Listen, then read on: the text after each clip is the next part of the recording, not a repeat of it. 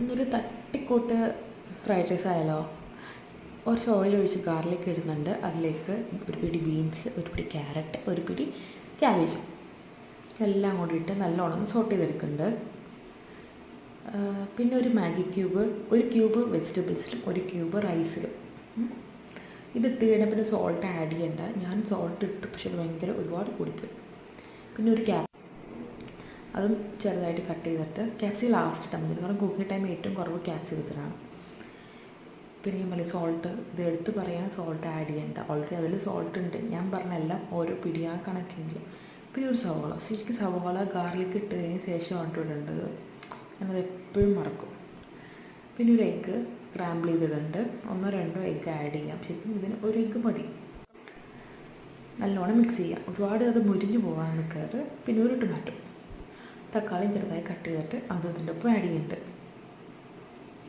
പിന്നെ chilli sauce add ചെയ്യുന്നുണ്ട്, നമുക്ക് ഒരു പാക്കറ്റിൽ കിട്ടില്ല അത്. പിന്നെ ഒരു ടൊമാറ്റോ കെച്ചപ്പ് ആഡ് ചെയ്യുന്നുണ്ട്.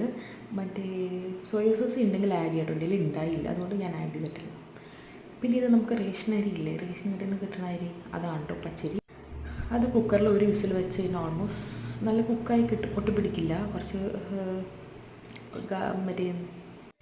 നാരങ്ങ പിഴിഞ്ഞ് ഒട്ടിപ്പിടിക്കില്ല. പിന്നെ ചിക്കൻ ഇട്ട് കൊടുക്കുന്നുണ്ട്. ചിക്കൻ വേവിച്ച വെള്ളത്തിലാണ് റൈസ് കുക്ക് ചെയ്തെടുക്കുന്നത്.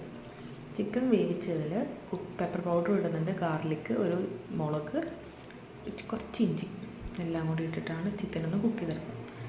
ആ അതിലേക്ക് റൈസ് കുക്ക് ചെയ്യുമ്പോൾ നല്ലൊരു ഫ്ലേവറാണ് കേട്ടോ.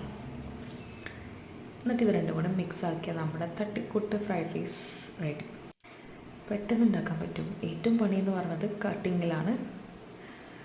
ഇപ്പോൾ കുറച്ച് വെജിറ്റബിൾസേ ഉള്ളൂ, പെട്ടെന്ന് പഠിക്കും. ഒരു ½ ആൻ അവറിനുള്ളിൽ നമ്മൾ സെറ്റാവും. പിന്നെ ഇതിൻ്റെ കൂടെ ഗ്രീൻ ചില്ലിയാണ് കേട്ടോ